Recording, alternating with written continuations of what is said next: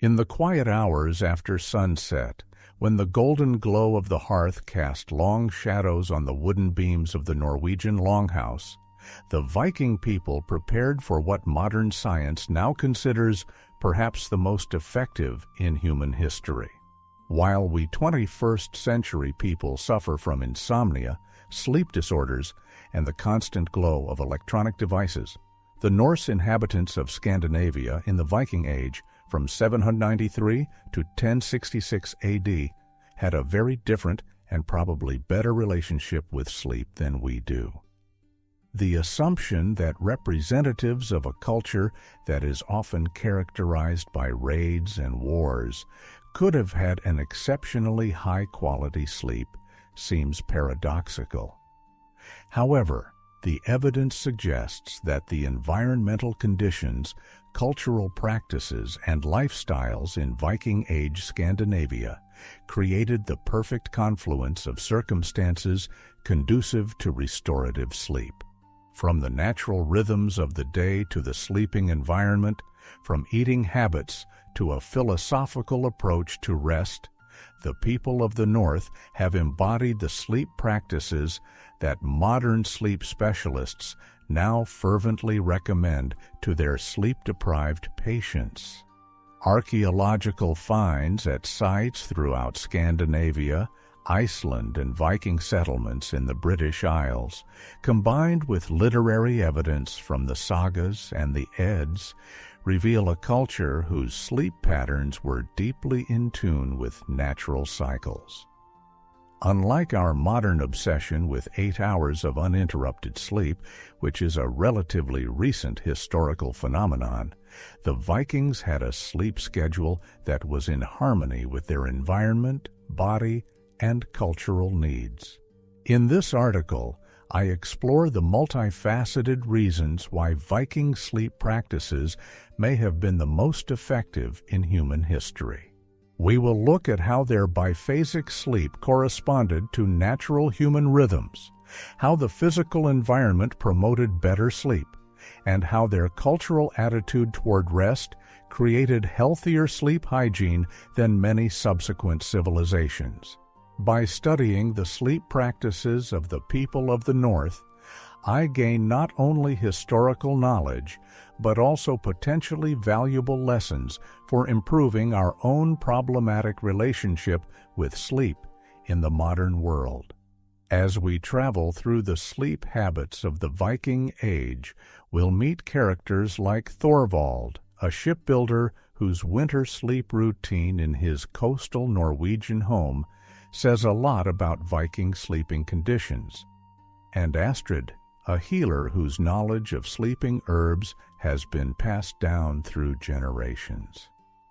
Through these historically grounded examples, I can glimpse into a living dream experience during this fascinating period of human history. The evidence leads to a provocative conclusion. Despite their reputation as ferocious warriors and explorers, the people of the Viking Age may have been some of the most rested in history. This quality probably contributed to their outstanding achievements in navigation, craftsmanship, and cultural expansion. As we will see, when it comes to sleep, we modern humans have a lot to learn from our Scandinavian ancestors.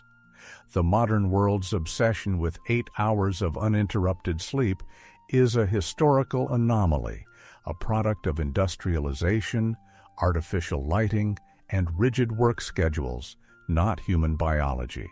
Archaeological evidence and sagas suggest that the Vikings, like many pre-industrial societies, practiced what sleep historians call biphasic or segmented sleep, a routine that may have been much more attuned to our natural biological rhythms. Evidence of biphasic Viking sleep. Even in the Old Norse language itself, there are hints of this sleep pattern. In the sagas, it is often mentioned, first dream, and waking up in the middle of the night for various activities before returning to the second sleep. While these terms are not sufficient for definitive conclusions, they are consistent with what we know about pre-industrial sleep patterns across Europe. In the saga of Grettir, the protagonist, Grettir Asmundarson, is described as getting up after his first sleep to do household chores before returning to bed later in the night. Likewise, in the saga of Egil, there are references to characters who wake up in the dead of night to do business or talk and then fall asleep again before dawn. Archaeological finds from Viking settlements support this textual evidence.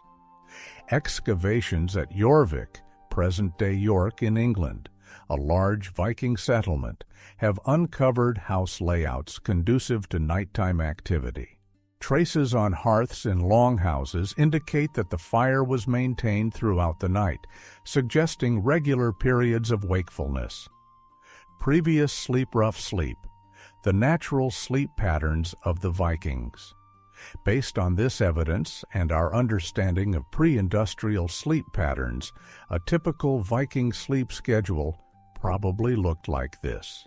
After sunset, especially on the long winter nights characteristic of the Scandinavian latitudes, the family gathered at the central hearth. When complete darkness fell, usually a few hours after sunset, they went to their first sleep. It could last about 4 hours, after which many woke up naturally. This period of midnight wakefulness, lasting perhaps 1 to 2 hours, was not considered insomnia or sleep disturbance, as our modern ideas do, but was a normal and expected part of the night. During this time, the Vikings could throw wood on the fire, check livestock, have quiet conversations, perform religious rituals, or even visit neighbors. Consider Björn Haraldsson, a farmer from the Trondheim region of Norway. Archaeological evidence from such a state suggests that after an evening meal and possibly storytelling by the fire, Björn would go to his sleeping platform when it was completely dark, around 7 or 8 p.m. in winter. After sleeping deeply for about 4 hours, he could wake up around midnight, throw wood into the central hearth, check on his valuable livestock, perhaps drink some ale or water, and probably discuss work the next day with family members who were also awake. After about an hour of such activities, he would return to his sleeping platform for a second sleep until dawn. Биологическая основа двухфазного сна. Современная наука о сне начинает признавать, что двухфазный сон на самом деле может быть более естественным для людей, чем наш современный консолидированный режим сна. Исследование историка А. Роджера Экирха, который задокументировал сотни исторических упоминаний о сегментированном сне в доиндустриальной Европе, предполагает, что этот режим был нормой на протяжении всей истории человечества, пока искусственное освещение не изменило наши отношения с темнотой. Человеческий организм естественным образом производит всплеск пролактина во время полуночного бодрствования при двухфазном сне. Гормона, связанного с чувством спокойствия и благополучия. Кроме того, естественный циркадный ритм, как правило, включает период повышенной бодрости через несколько часов после засыпания, что идеально совпадает с двухфазным режимом. Для викингов, живущих в северных широтах, двухфазный сон был бы особенно адаптивным зимой, когда темнота могла длиться от 16 до 20 часов. В некоторых частях Скандинавии попытка спать непрерывно в течение таких долгих периодов была бы биологически непрактичной. Период полуночного бодрствования разбивал долгие темные часы на управляемые сегменты, позволяя выполнять необходимые задачи. Сезонные изменения в сне викингов. Экстремальные сезонные колебания дневного света в северных широтах создавали значительные сезонные различия в режимах сна викингов.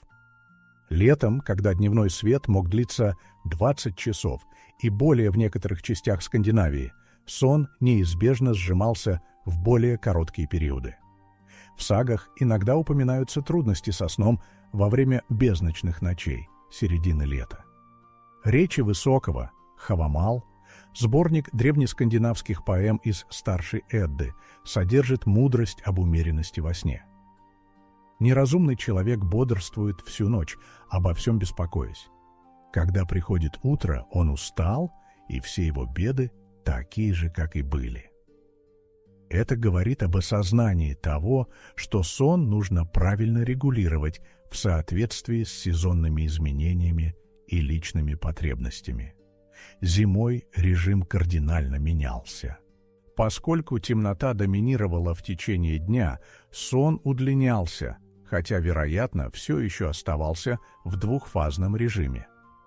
Археологические данные из зимних жилищ показывают, что они были спроектированы так, чтобы максимизировать тепло и минимизировать использование топлива в эти долгие ночи, создавая идеальные условия для продолжительных периодов отдыха.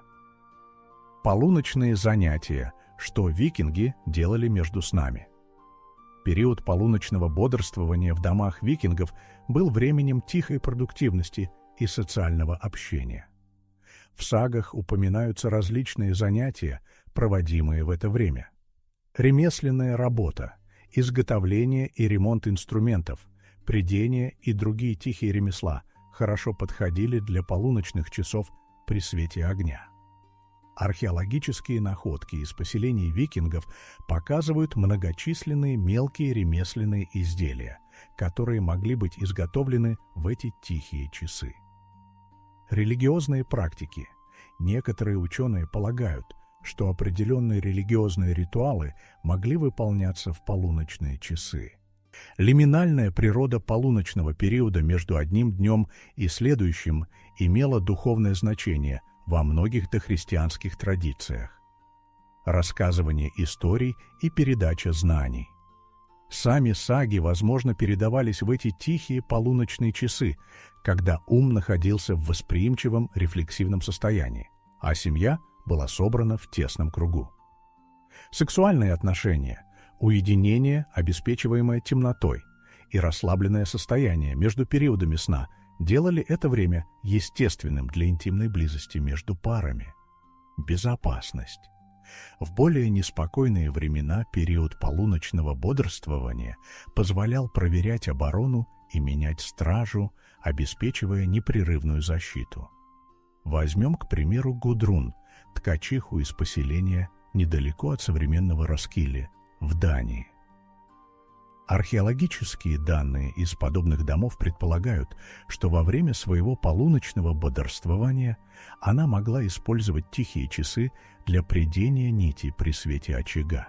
Задача, требующая сосредоточенности, но не яркого света. Это продуктивное использование времени, которое в противном случае было бы потрачено впустую в постели, позволяло ей максимизировать и отдых, и производительность. Переход к консолидированному сну. The two-phase sleep mode of the Vikings began to disappear throughout Europe in the centuries following the Viking Age, especially with the spread of artificial lighting and the regulation of time that came with industrialization. By forcing sleep into a single consolidated block, modern humans may have lost touch with the more natural rhythm that served our ancestors well for thousands of years. The Vikings' biphasic sleep pattern does not represent a primitive or less advanced approach to sleep, but rather a more natural fit with human biology and environmental conditions. Their segmented sleep, adapted to the extreme seasonal fluctuations of northern latitudes, likely provided a more restorative rest than our modern insistence on 8 consecutive hours, a routine that often leads to sleep anxiety and insomnia when impossible to achieve. Perhaps no factor contributed to the quality of the Vikings' sleep as much as their relationship with darkness, a relationship fundamentally different from our modern experience. In an era before artificial lighting changed human sleep patterns, the people of the North lived in harmony with natural light cycles. And this synchronization with the rhythms of nature profoundly affected the quality of their sleep. The darkness of the North. The geographical location of the Viking settlements, mainly in Scandinavia with expansion into Iceland, Greenland, and parts of the British Isles, placed them in regions characterized by sharp seasonal fluctuations in daylight. The winter months were dominated by darkness, and some northern regions had only a few hours of dim daylight.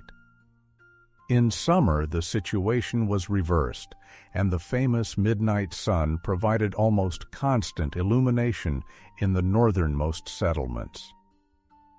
Archaeological evidence from Viking dwellings shows how they adapted to these extreme conditions. Long houses and smaller dwellings usually had few, if any, windows. Those that existed were small and could be covered with translucent materials such as animal membrane or oiled fabric, or simply blocked by shutters. The main source of light and heat was the central hearth, in which the fire was dimmed during sleep. This created an environment of deep darkness during sleep, a darkness far more complete than most modern humans ever experience. Even on clear moonlit nights, the interior of Viking dwellings was characterized by darkness, which modern sleep researchers now recognize as optimal for human sleep. The biological effects of true darkness. Modern sleep science has identified the critical importance of darkness for quality sleep. Darkness triggers the production of melatonin, a hormone that regulates sleep-wake cycles. Without enough darkness, melatonin production is suppressed, leading to difficulty falling asleep, reduced sleep quality, and potential long-term health effects. Vikings, living without artificial light, would have experienced patterns of melatonin production that are closely related to natural sunset and sunrise. During the winter months, this would mean increased melatonin levels for long periods, creating the perfect conditions for deep, restorative sleep. Consider Leif, a fisherman living on the Norwegian coast near present-day Bergen. Archaeological evidence from similar coastal settlements suggests that its winter sleeping environment would have been characterized by almost complete darkness from mid-afternoon to late morning.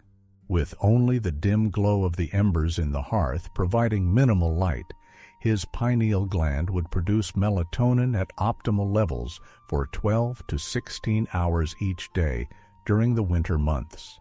A study published in the Journal of Sleep Research found that when modern subjects were exposed to natural light cycles without artificial light for just 1 week, their sleep patterns quickly synchronized with sunset and sunrise, and melatonin production increased by 30%. The Vikings lived their entire lives in such conditions, suggesting that they probably experienced consistently optimal melatonin production.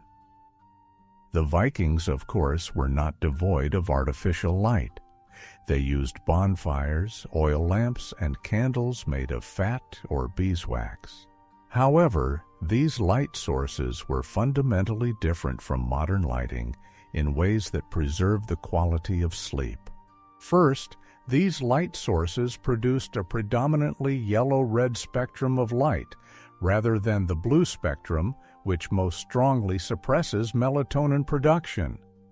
Modern research has shown that exposure to blue light, common in LEDs and screens, in the evening can delay the production of melatonin for up to 3 hours. Warm spectrum light from Viking fire and candles had little to no effect on their circadian rhythms. Second, these light sources were relatively dim.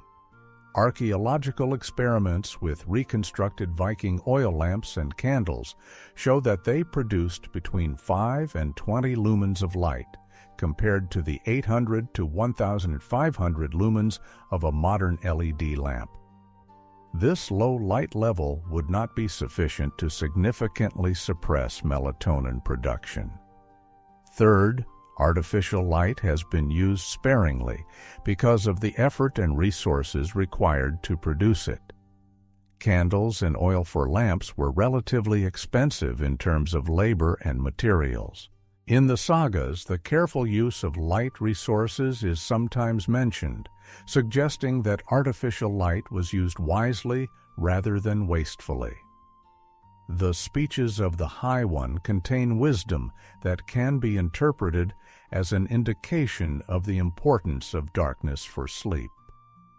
A wise guest behaves in his own way when he comes to a feast, silent attention and reflection. This may indicate the value of a quiet, darkened environment for recuperation. Extreme seasonal fluctuations in daylight in northern latitudes presented unique challenges for sleep regulation. During the winter months, the abundance of darkness made getting enough sleep relatively easy. However, the summer months, with their prolonged daylight, required cultural adaptations. Archaeological evidence from Viking settlements shows the use of thick curtains or draperies, which may have been used to create artificial darkness during summer sleep. They were usually made of heavy wool that effectively blocked the midnight sun. In Iceland, some dwellings testify to sleeping quarters built into the thickest parts of the turf walls, creating naturally darkened sleeping spaces regardless of external lighting conditions. The sagas mention the use of special sleeping arrangements during the summer months. In the Saga of Egil, there are mentions of sleeping chambers designed to minimize exposure to light. This suggests a cultural awareness of the importance of darkness for sleep quality. Even during periods when natural darkness was scarce, the Vikings' relationship with natural light cycles went beyond a simple day-night dichotomy. Evidence suggests that they were acutely aware of lunar cycles and their potential impact on sleep. The Old Norse calendar was mostly lunar, and the few surviving artifacts show a detailed tracking of the lunar phases. Full moon nights, which provide significantly more light than moonless nights, are sometimes mentioned in the sagas due to difficulty sleeping or increased activity. Snorri Sturluson in the Younger Edda mentions the influence of the moon on natural cycles, which indicates an awareness of its potential impact on human rhythms as well. Modern research has confirmed that lunar cycles can indeed affect human sleep. Studies show that people take longer to fall asleep and experience a reduction in deep sleep during the full moon phases, even when they can't see the moon. The Vikings' awareness of these natural cycles probably led to behavioral adaptations. Archaeological evidence from several settlements suggests that certain activities were planned according to lunar phases, potentially including adjustments to sleep time and duration. The sleep-friendly relationship with darkness that characterized the Viking Age began to change in the centuries that followed. The increased use of candles, the development of better oil lamps, and eventually gas and electric lighting gradually destroyed the natural darkness that had sustained human sleep for thousands of years. By the Industrial Revolution, artificial light had dramatically changed the sleep patterns of people across Europe. The invention of the light bulb in the late 19th century accelerated this change, creating an environment in which true darkness became increasingly rare. Today, light pollution affects more than 80% of the world's population, and many people never experienced the complete darkness that was the norm for the Vikings. This constant exposure to artificial light, especially the blue spectrum in the evening hours, has been linked to widespread sleep disorders and related health problems. The Vikings' adoption of natural darkness, both out of necessity and through cultural adaptations, likely greatly contributed to a quality of sleep superior to that experienced by most modern humans. Their sleep environment, characterized by deep darkness during sleep, would support optimal melatonin production and natural circadian rhythms, setting the stage for deep restorative sleep that many of us can only dream of. One of the most striking differences between Viking sleep practices and our modern approach is the fundamentally communal nature of sleep in the Viking Age. While modern Western culture values separate bedrooms and individual sleeping quarters, archaeological evidence and sagas show that Vikings typically slept in shared spaces, a device that likely enhanced both their physical safety and psychological well-being. Archaeological excavations of Viking dwellings throughout Scandinavia, Iceland, and in Viking settlements in Scotland and Ireland reveal consistent patterns in the arrangement of sleeping places. A typical Viking longhouse had a central hearth with sleeping platforms or benches running along the walls. These platforms, often raised and built into the structure of the building, were shared sleeping quarters rather than individual rooms. At Stung, a remarkably well-preserved Viking-age manor house in Iceland, archaeologists have found clear evidence of communal sleep. The main longhouse had raised platforms along both long walls, which served as seats during the day and sleeping places at night. Similar devices have been found at sites from Jorvik, York in England, to Lons o Meadows in Newfoundland, suggesting that this has been a consistent pattern throughout the Viking world. Sleeping platforms were usually built of wood and covered with straw, wool, and furs for comfort. Archaeological evidence suggests that these platforms were not divided into separate sleeping spaces, but were continuous, with entire families sharing the same sleeping space. Based on archaeological finds and sagas, we can reconstruct the typical arrangement of sleeping places in Viking houses.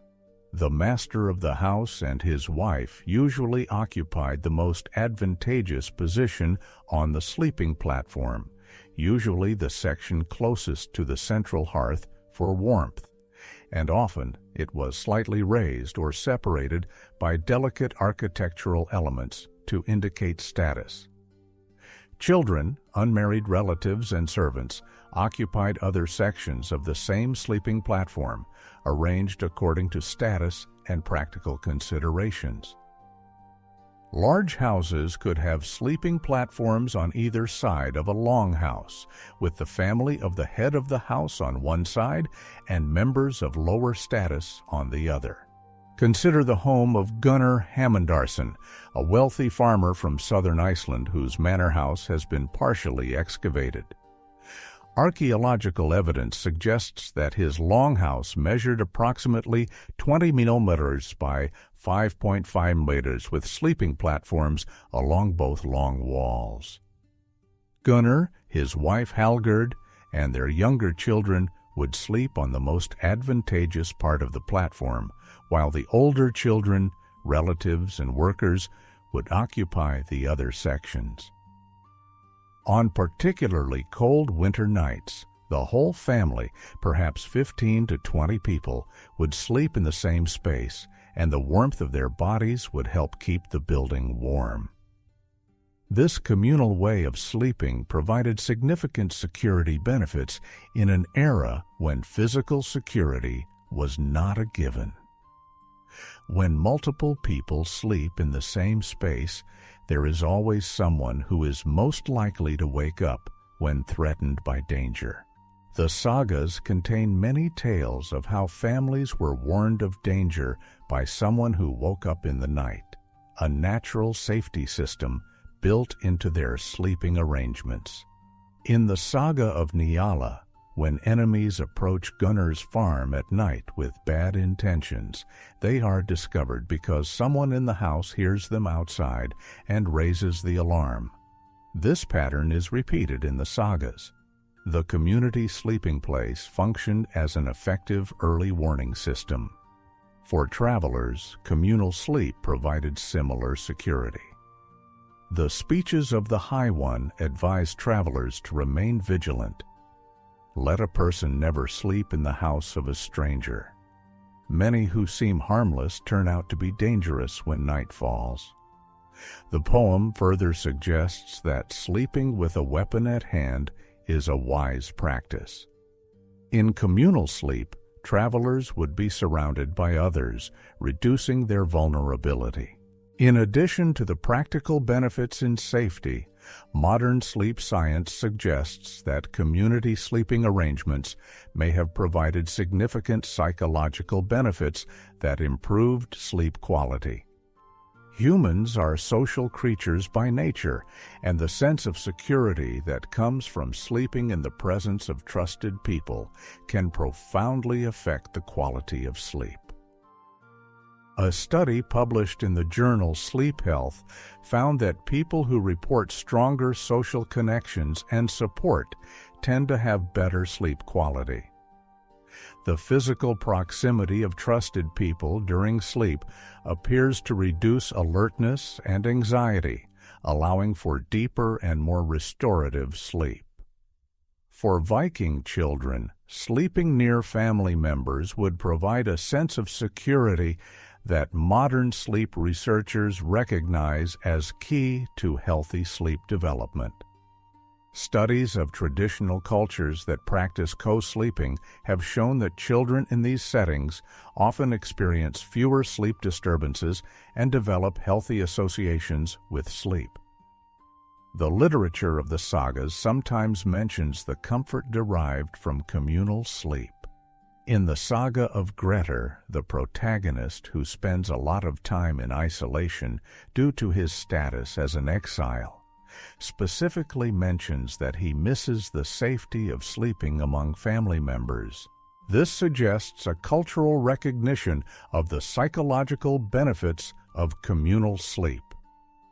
The communal nature of Viking sleeping arrangements raises obvious questions about privacy, especially for intimate relationships between couples. Archaeological and literary evidence suggests several adaptations that solve these problems. Some excavated Viking dwellings show traces of curtains or partitions that may have been used to create semi-private areas in the shared sleeping space. During excavations at Coppergate in York, archaeologists found the remains of textile partitions that were apparently used to separate parts of sleeping platforms. The sagas sometimes refer to closed beds or bed closets, box-shaped structures that could provide privacy in a large common space. They appear to have been primarily used by the head of the household and his wife, representing both a status symbol and a practical solution to the privacy problem. In addition, the biphasic sleep pattern discussed earlier created natural opportunities for intimacy during midnight wakefulness, when some family members could be busy with activities away from the sleeping area. Although Viking sleep was mostly communal, archaeological evidence reveals subtle status differences in sleeping arrangements. Higher status individuals tended to occupy the warmest, most comfortable sections of the sleeping platforms, usually those closest to the central hearth. In some excavated longhouses, the sleeping place of the head of the family was distinguished by a slightly better design, additional furs, or minor architectural differences.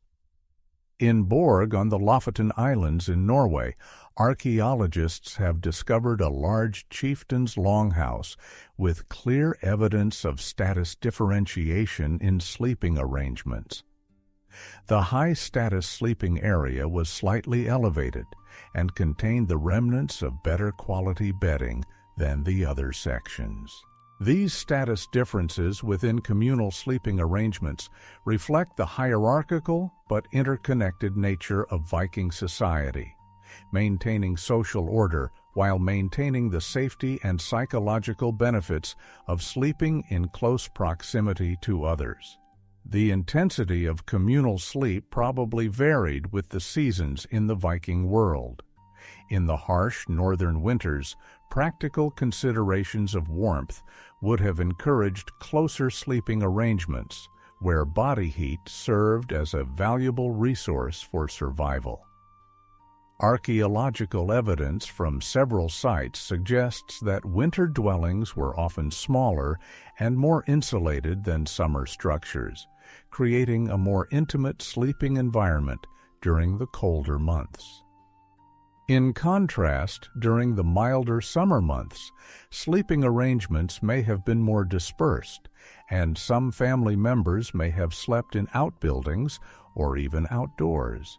This seasonal variation would create a rhythm of social closeness and distance throughout the year, potentially promoting social cohesion and preventing conflicts that could arise from constant close proximity. Communal sleeping arrangements typical of the Viking Age began to change in the centuries that followed.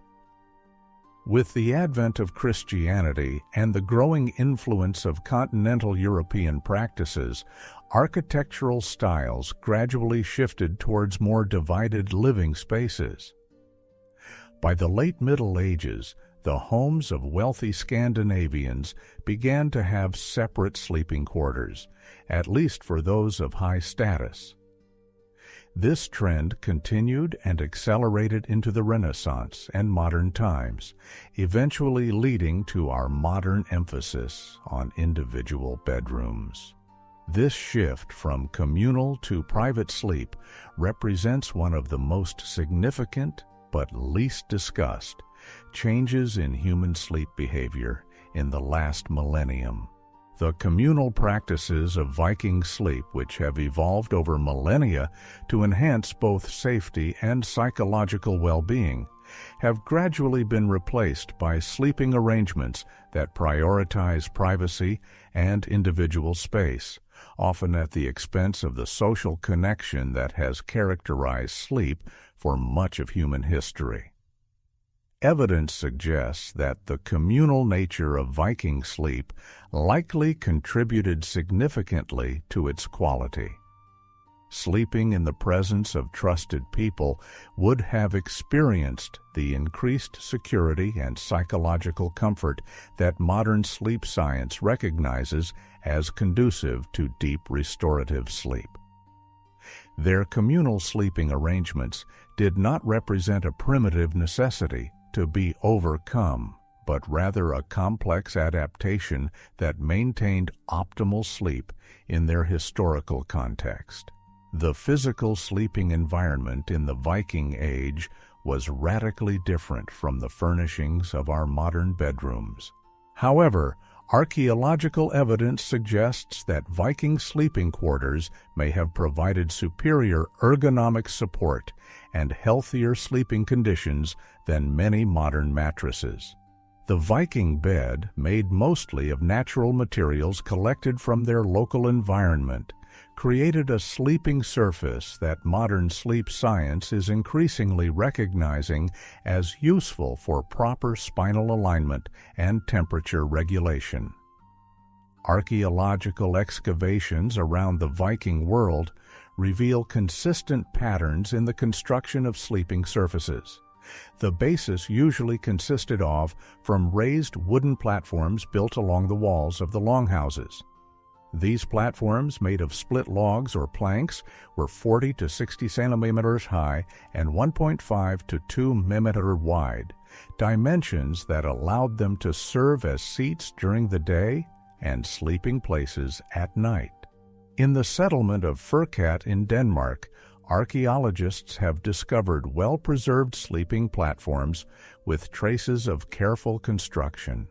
The wooden base was tilted slightly toward the wall, creating a slight slope that placed the sleepers' heads slightly above their feet, a configuration that modern sleep researchers believe can improve circulation and reduce acid reflux during sleep. Similar platforms have been found in Viking settlements from Dublin to the Faroe Islands, suggesting that this was a standard architectural feature of all Norse culture. The wooden platform itself provided a stable, level base that prevented sleepers from coming into direct contact with the often wet ground, which was an important consideration in the humid northern climate. On these wooden platforms, the Vikings created layered bedding using only natural materials. Archaeological evidence, combined with references in the sagas, suggests a typical arrangement of layers that provided both comfort and insulation. The base layer usually consisted of local straw or hay. Several archaeological sites, including settlements in Iceland and Greenland, have found preserved remains of these straw mattresses. Analysis of these remains shows that straw was usually changed by season and was often chosen for its softness, with certain types of grass apparently being preferred. Straw, although it seems to be a primitive material compared to modern mattresses, actually has a number of advantages as a sleeping surface. It provides natural firmness and flexibility, adjusting somewhat to the body, but still offering support. Modern ergonomic research suggests that moderately stiff, responsive surfaces like this one may be optimal for aligning the spine while sleeping. In addition, the straw allows air to circulate, preventing the heat buildup that can occur with solid mattresses. This breathing ability would help regulate temperature during sleep, a factor that sleep scientists now recognize as key to quality sleep. The Vikings' practice of regularly replacing straw would also have reduced the number of dust mites and other allergens that can accumulate in modern mattresses. Layers of woolen materials were usually laid above the thatched base, as archaeological evidence shows. Fragments of textiles found in Viking burials and settlements indicate that coarse wool blankets were common possessions even in relatively modest homes. Experimental archaeology, in which researchers create and use replicas of Viking bedding, has demonstrated that these wool layers provided excellent insulation properties. Wool retains its insulating ability even when wet, which has been a decisive advantage in the often humid Scandinavian environment. In addition, the natural lanolin content of wool makes it somewhat water-resistant and inhibits the growth of bacteria, contributing to a healthier sleeping environment. The sagas sometimes mention bedspreads, a coarse woolen fabric that was a staple of Viking textile production. These were laid on top of straw for added comfort and to prevent the straw from piercing. For those who could afford it, the top layer of Viking bedding was animal skins and furs, wolves, foxes, and sheep as valuable bedding materials. In the burial of a ship from Oseberg, which contained the remains of a high-status woman from Norway in the 9th century, several animal skins were found, which speaks to their importance as status symbols and practical bedding. Similarly, in a burial from Mammon in Denmark in the 10th century, Fragments of bear fur were found, which was apparently used as bedding. The furs provided excellent insulation and a soft sleeping surface. Modern sleep researchers have found that natural fur and wool can help regulate body temperature during sleep by wicking away moisture and providing insulation, creating what sleep experts call a microclimate that remains relatively stable throughout the night.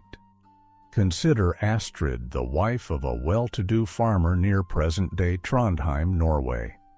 Archaeological evidence from similar houses suggests that her sleeping place would have consisted of a wooden platform covered first with fresh rye straw, varying with the seasons, then with a layer of coarse woolen cloth, and finally, as befitted her status, a few sheepskins and possibly a bearskin.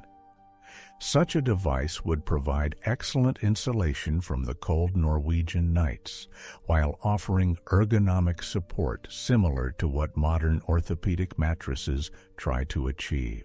Modern sleep science is increasingly suggesting that the firm yet responsive support provided by traditional bedding materials may be better for spinal health compared to many modern mattresses. A study published in the Journal of Chiropractic Medicine found that medium-firm natural sleeping surfaces often provide better support for the natural curve of the spine than very soft mattresses, which can allow the spine to sag and shift. The layered approach to Viking bedding created a surface that was firm enough to maintain the correct position, but still adjusted somewhat to the contours of the body. Vadmal.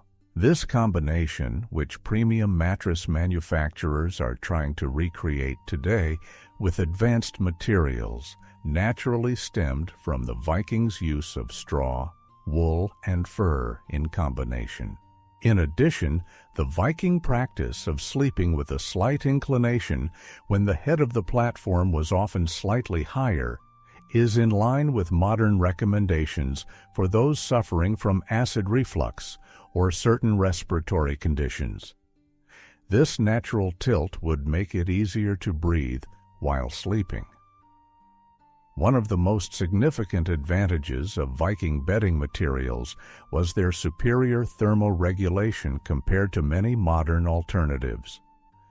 Somnologists now recognize that maintaining optimal body temperature is critical to quality sleep, especially for achieving and maintaining deep sleep phases. The natural materials used in Viking bedding, straw, wool, and fur, all have excellent thermoregulatory properties. They provide insulation when needed while allowing excess heat and moisture to dissipate. Modern synthetic materials often trap heat and moisture, leading to sleep disturbances when the body overheats at night. Archaeological evidence suggests that the Vikings adjusted their bedding according to the seasons. Excavations at several sites show a different composition of bedding materials in structures defined as summer and winter dwellings. This seasonal adaptation would further improve thermoregulation over the course of the year. The Vikings' approach to supporting the head while sleeping is also different from our modern expectation of soft, fluffy pillows. Archaeological evidence suggests that headrests were usually hard, often consisting of a small leather or wool cushion stuffed with feathers, wool, or even moss. During excavations at Coppergate in York, archaeologists discovered a leather pillow that apparently served as a pillow. Similar finds from other Viking settlements suggest that these headrests were relatively hard by modern standards. Interestingly, modern research on sleeping positions suggests that firmer head support may be better for aligning the spine than the very soft pillows common today. Studies have shown that pillows that are too soft can contribute to neck pain and poor sleeping position, while moderately firm support is better at keeping the cervical spine in proper position during sleep. As discussed in the previous section on communal sleep, Viking sleeping platforms were usually shared by several people. This device had implications for the physical experience of sleep that went beyond the social aspects previously considered. Shared sleeping surfaces distribute weight differently than individual beds, creating natural recesses and supportive patterns that can actually increase comfort. Modern sleep researchers studying traditional cultures have noted that shared sleeping surfaces often create natural nests that support the contours of the body. In addition, in cold northern climates, total body heat would be a significant advantage, reducing the need for excessive layers of bedding that could restrict movement during sleep. The natural bedding materials that characterized the Viking Age remained commonplace for the most part, and Europe until recently. The transition to raised beds with stuffed mattresses began among the elite in the medieval period, but did not reach ordinary homes until much later. By the 19th century, straw mattresses had been replaced by cotton and horse models, and by the mid-20th century, synthetic materials had largely replaced natural fibers in most Western bedding. This transition, while perceived as progress, may have sacrificed some of the ergonomic and thermoregulatory benefits of traditional bedding. The latest trends in natural and organic bedding represent something of a throwback to principles that would have been familiar to the Vikings. The growing popularity of wool mattress toppers, natural latex, and even straw-filled mattresses, now marketed as high-end orthopedic options, is indicative of a rediscovery of benefits that sleeping Vikings took for granted. The Viking bed, with its combination of firm support, natural thermoregulation, and regularly renewed materials, probably provided a great foundation for quality sleep. Although it lacked the softness we associate with luxurious bedding today, Viking Sleep and Surface offered ergonomic benefits that many modern mattresses try to recreate with advanced technology and materials, a testament to the sophisticated practicality of Viking bedroom arrangements.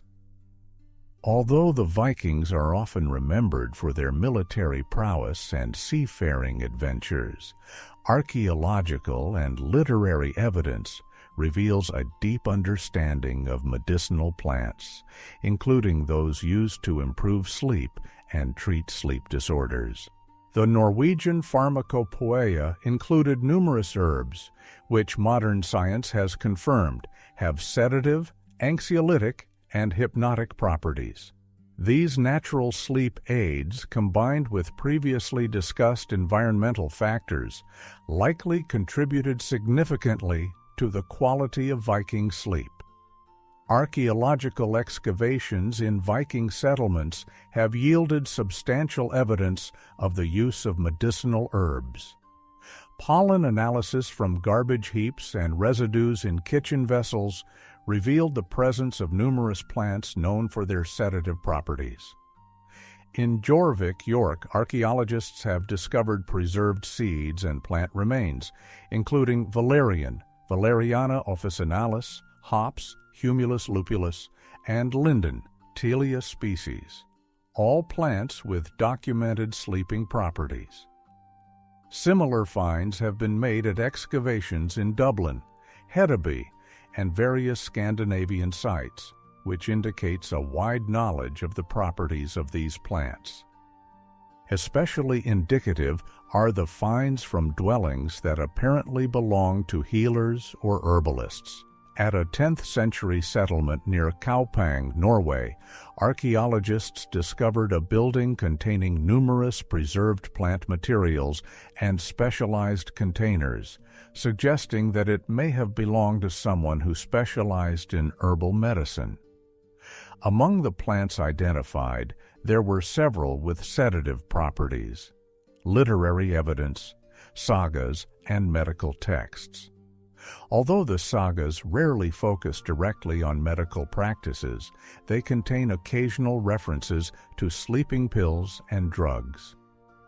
The saga of Egil mentions a drink made to help a sick person fall asleep, while other sagas contain passing references to herbal treatments for various ailments, including difficulty sleeping. More detailed information comes from somewhat later medieval Scandinavian medical texts, which likely preserved older knowledge. Henrik Harpestrang's 13th century medical book, written in Denmark but drawing on older traditions, contains numerous references to herbs used for sleep, including detailed instructions on how to prepare and use them. These sources, combined with the broader European medical tradition that the Vikings encountered in their travels, suggest a well-developed understanding of hypnotic herbs. Viking Pharmacopoeia. Based on archaeological finds and historical texts, we can identify a few key herbs that were used to improve sleep during the Viking Age. Valerian, Valeriana officinalis. Archaeological evidence confirms that the Vikings cultivated and used valerian, a plant native to Europe with powerful sedative properties. Modern research has confirmed the effectiveness of valerian, showing that it reduces sleep latency, the time it takes to fall asleep, and improves sleep quality. Valerian root contains valerianic acid, which acts on GABA receptors at the brain, similar to modern benzodiazepines, but without the same risk of addiction. Hops, Humulus lupulus. Although it is best known today as an ingredient in beer, hops have a long history as a sedative. Archaeological evidence supports the use of hops in the Viking Age in both brewing and medicines. Hops contain methylbutanol, which has a sedative effect. Modern research has shown that hops, especially when combined with valerian, can significantly improve sleep quality. Linden or linden blossom, Tilia species. Pollen and plant remains from Viking settlements confirm the use of linden, which contains flavonoids with mild sedative and anxiolytic properties. Linden tea remains a popular sleep aid in modern Scandinavian folk medicine. Chamomile, Matricaria chamomilla. Archaeological evidence suggests that chamomile was known and used medicinally by the Vikings. Its mild sedative effects are due to apigenin, a flavonoid that binds to benzodiazepine receptors in the brain. Modern research has confirmed the effectiveness of chamomile in improving the quality of sleep. Lavender, Lavandula angustifolia. Although not native to Scandinavia, lavender was probably encountered by the Vikings on their travels and may have been cultivated in some settlements. Archaeological evidence from Viking trading malls shows that lavender was among the imported medicinal herbs.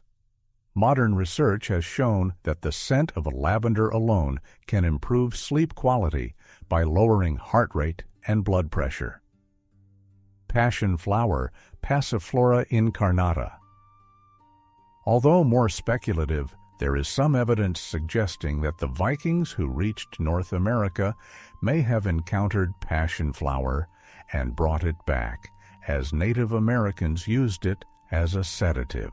If so, it would be a valuable addition to their pharmacopoeia, as passion flower contains chrysin, a compound with anxiolytic effects. Archaeological and literary evidence points to several methods by which the Vikings prepared and applied these soporific herbs. infusions, and decoctions. The most common method of preparation was probably herbal teas. Archaeological finds include specialized vessels that appear to have been intended for brewing herbal preparations. Medicinal drinks are sometimes mentioned in the sagas, and later Scandinavian medical texts contain specific instructions for the preparation of herbal infusions. Alcohol extracts. The Vikings were skilled brewers, and evidence suggests that they created medicinal alcohol preparations similar to modern tinctures.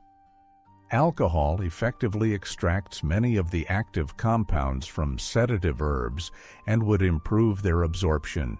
Smoke inhalation.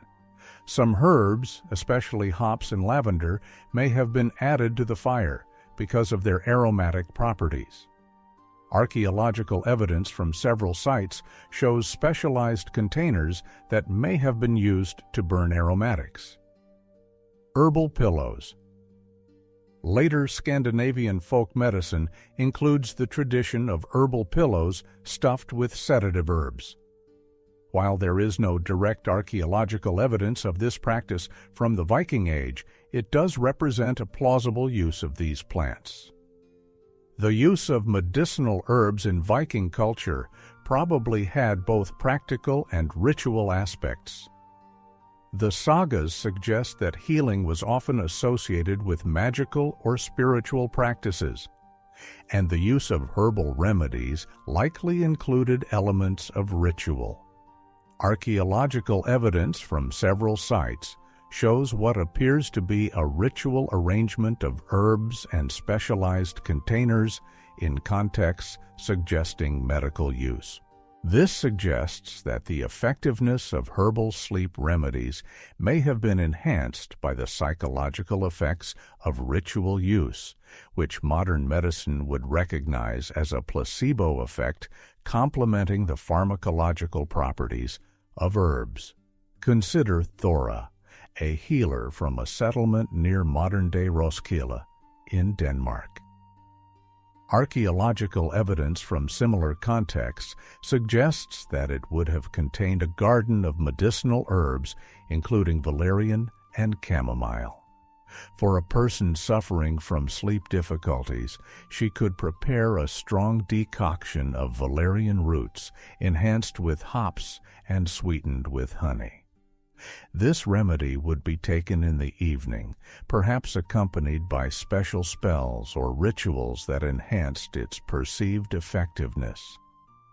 The combination of the herb's genuine pharmacological properties and the psychological effects of their ritual use likely led to significant improvements in sleep quality. Seasonal variations of herbal sleep remedies. The extreme seasonal fluctuations in daylight in northern latitudes would require different approaches to sleeping pills throughout the year. Archaeological and literary evidence suggests an awareness of this need. On long winter nights, when getting enough sleep was less problematic, softer herbs such as chamomile and linden may have been preferred. Such as valerian and hops would be more valuable for inducing sleep despite ambient light. Some archaeological evidence suggests seasonal patterns in the collection of various medicinal herbs, with some being harvested and dried in large quantities at certain times of the year, suggesting an awareness of their optimal cycles of power. An important consideration when comparing Viking herbal sleep aids to modern pharmaceutical alternatives is their relative safety profile. Modern sleeping pills, although effective, often carry risks of addiction, and side effects. Herbal remedies used by Vikings tend to have much milder side effect profiles and a lower risk of addiction. Modern research has confirmed that herbs such as valerian, hops, and chamomile can improve sleep quality without the risks associated with many prescription sleeping pills. Although they are less potent than modern pharmaceuticals, their milder effects may actually have been an advantage for regular use, allowing the Vikings to improve sleep quality without developing addiction or dependence. In addition, the obvious Viking practice of using different herbs according to the seasons and in different combinations would further reduce the risk of developing addiction to any particular remedy. Perhaps the most significant benefit of the Vikings' approach to sleeping pills was their integration into a holistic sleep environment. Unlike modern sleeping pills, which often attempt to induce sleep in environments and schedules hostile to natural sleep patterns, Viking herbal remedies worked in harmony with their natural light exposure, physical activity patterns, and sleep environment. This integrated approach likely increased the effectiveness of their herbal sleep remedies. Modern sleep research has shown that the same sleep aid can have drastically different effects depending on whether it is used in conjunction with good sleep hygiene or in isolation. The Vikings' use of herbal sleep remedies as part of a lifestyle already conducive to good sleep would have maximized their effectiveness while minimizing any potential drawbacks, a complex approach that has preceded modern integrative medicine by a millennium. Archaeological and literary evidence suggests that the Vikings had a subtle understanding of sleeping pills, which modern science has largely confirmed. Their herbal sleep aids, used in the context of lifestyle and environmental factors already contributing to good sleep, have likely contributed significantly to sleep quality beyond that experienced by many modern humans relying on pharmaceutical interventions in sleep-hostile environments.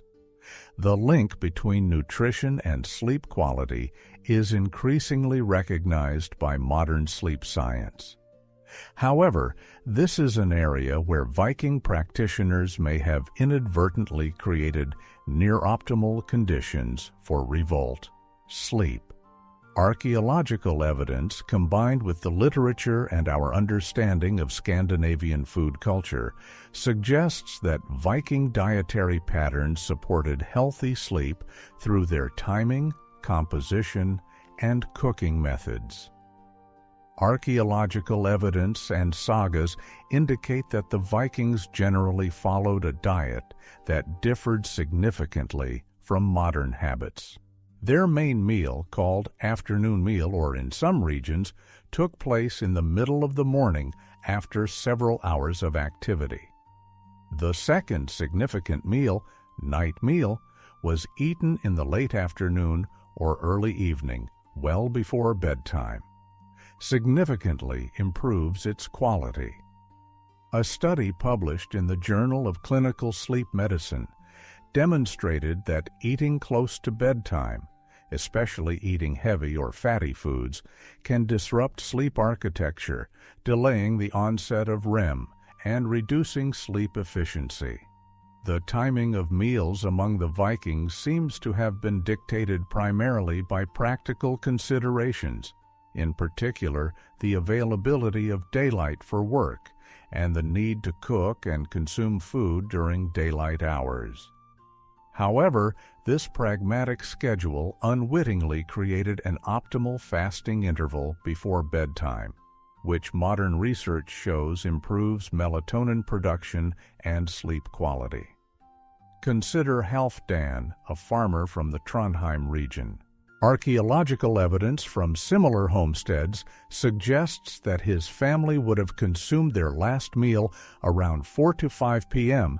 during the winter months, allowing 3-4 hours for digestion before going to bed as darkness fell around 8-9 p.m.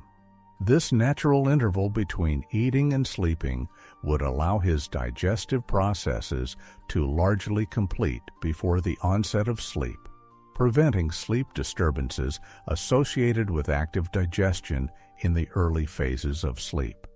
Analysis of archaeological remains, including food remains, garbage heaps, and human remains with isotopic analysis, provides detailed information about the Viking diet. These findings reveal several aspects of the Viking diet that likely supported healthy sleep. High protein content. Archaeological evidence shows that the Viking diet was relatively rich in protein of both animal and plant origin. Protein-rich foods contain significant amounts of tryptophan, an amino acid that serves as a precursor to serotonin and melatonin, two of the most important neurochemicals for healthy sleep. Modern research has shown that adequate protein intake, especially in the morning, rather than just before bedtime, supports optimal sleep architecture. Omega-3 fatty acids. Isotopic analysis of Viking remains consistently shows high levels of marine nutrients, confirming the importance of fish in the Scandinavian diet. Fatty fish, which archaeological evidence shows was a staple food in many Viking communities, is rich in omega-3 fatty acids. Modern research has demonstrated a strong correlation between omega-3 intake and improved sleep quality, with studies showing that higher levels of DHA, a type of omega-3, in the blood are associated with better sleep. Complex carbohydrates. Archaeological data. The findings, including charred grain remains and millstones, show that barley, rye, and oats were staples of the Viking diet. These whole grains provide complex carbohydrates, which modern research has linked to improved sleep quality. Studies have shown that high glycemic index carbohydrates consumed close to sleep can reduce sleep latency, while complex carbohydrates typical of the Viking diet consumed earlier in the day provide sustained energy without the sleep-disrupting blood sugar fluctuations associated with simple carbohydrates. Limited refined sugars. The Viking diet was noticeably poor in simple sugars, with honey being the main sweetener and used sparingly due to its value. Modern research has shown that high sugar intake, especially close to sleep, can significantly disrupt sleep architecture, causing blood sugar to fluctuate throughout the night. Fermented foods. Archaeological evidence shows that fermented foods including skyr, a yogurt-like dairy product, fermented fish, and various canned vegetables were important components of the Viking diet. These foods support gut health, which new research suggests plays a crucial role in sleep quality through the gut-brain axis and the production of sleep-regulating neurotransmitters. Daverdrundorn communion. Several specific foods common in the Viking diet have been identified by modern research as being particularly beneficial for sleep. Fatty fish. Archaeological evidence from coastal Viking settlements shows a high intake of fatty fish, such as herring, mackerel, and salmon. These fish are exceptionally high in vitamin D and omega-3 fatty acids, both of which have been linked to improved sleep quality in numerous studies. A study published in the Journal of Clinical Sleep Medicine found that vitamin D supplementation significantly improved sleep quality, suggesting that the natural vitamin D content of a Viking diet of fatty fish would have supported healthy sleep. Oats. Charred grain remains from numerous Viking settlements confirm the importance of oats in the Scandinavian diet. Oats contain melatonin and complex carbohydrates, which contribute to stable blood sugar levels throughout the night.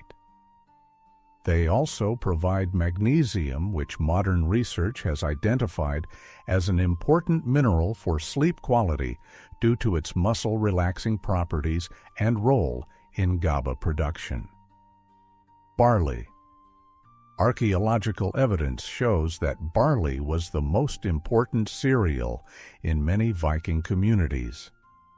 barley is rich in the amino acid tryptophan and contains significant amounts of magnesium and B vitamins, all nutrients that modern research has linked to improved sleep quality. Dairy.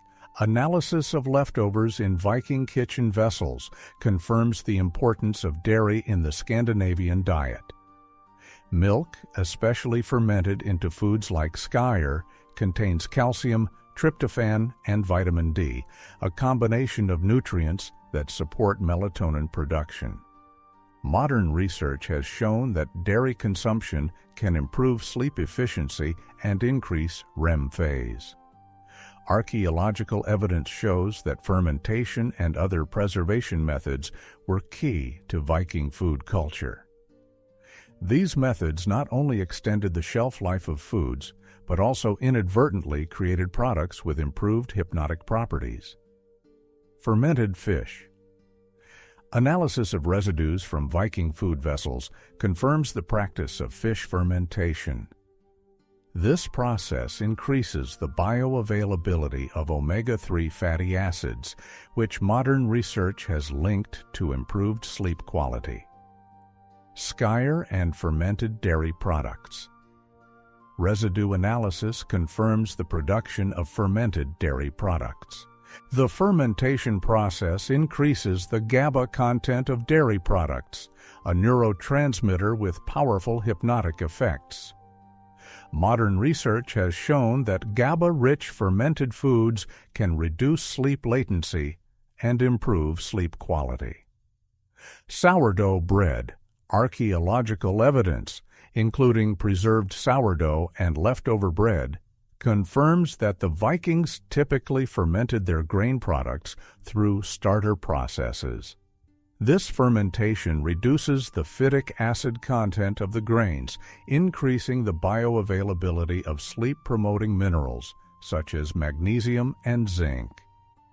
The Viking diet showed significant seasonal variations, which likely influenced sleep patterns throughout the year. Archaeological evidence from garbage heaps shows clear seasonal patterns in food intake that would affect sleep. Winter diet.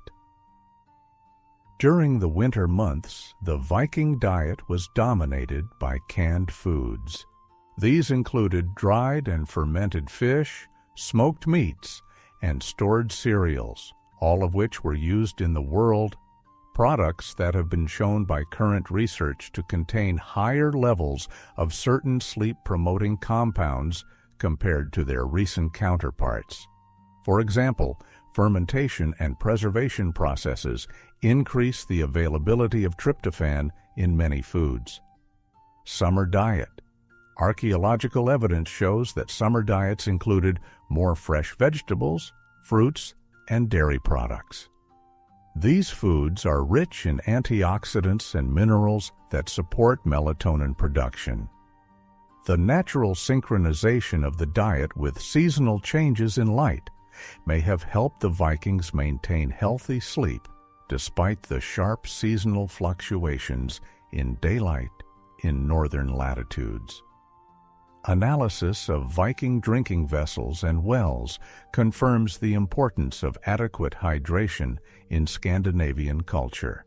Water, ales with a lower alcohol content than modern beer, and whey-based drinks appear to have been staple drinks.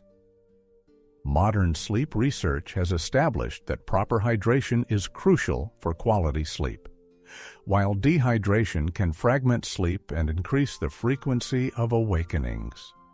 The Vikings' practice of consuming moderate amounts of fluids throughout the day rather than large amounts close to sleep, which can cause nighttime awakenings to urinate, is in line with current guidelines for sleep-supporting hydration patterns. Archaeological and literary evidence supports that alcohol, mainly in the form of ale and honey, was consumed in Viking culture, often in significant quantities during feasts and festivals. However, several factors suggest that routine alcohol consumption may have been more moderate and less disruptive to sleep than in many modern contexts. Lower alcohol content. Analysis of leftovers from Viking brewing vessels suggests that their everyday ale had a significantly lower alcohol content, typically 2 to 3%, than modern beer. Current research has shown that while high alcohol consumption severely disrupts sleep architecture, especially the REM phase, low to moderate consumption has a less significant impact. Time of consumption. The sagas suggest that heavy drinking usually occurred during special feasts rather than as a daily practice, and usually earlier in the day rather than just before bedtime. This mode would minimize the damaging effects of alcohol on sleep architecture. Medical uses. Some references in the sagas suggest an awareness that small amounts of alcohol can promote initial falling asleep, with honey sometimes referred to as a sleep aid. Current research confirms that while alcohol disrupts the overall architecture of sleep, small amounts can actually reduce sleep latency. Dietary patterns that likely maintained the quality of Viking sleep began to change in the centuries that followed the Viking Age. The introduction of refined sugars, increased alcohol content in drinks, later meals, and eventually highly processed foods all represented a departure from the sleep-supporting nutritional patterns of the Viking Age. By the Industrial Revolution, many Europeans were consuming their largest meal in the evening, often close to bedtime. A significant change from the Viking pattern of eating the last meal well before sunset. This shift, driven by work schedules rather than natural light cycles, likely had a significant negative impact on sleep quality. Archaeological and literary evidence suggests that the Viking diet, both in its composition and timing, created near-optimal conditions for quality sleep.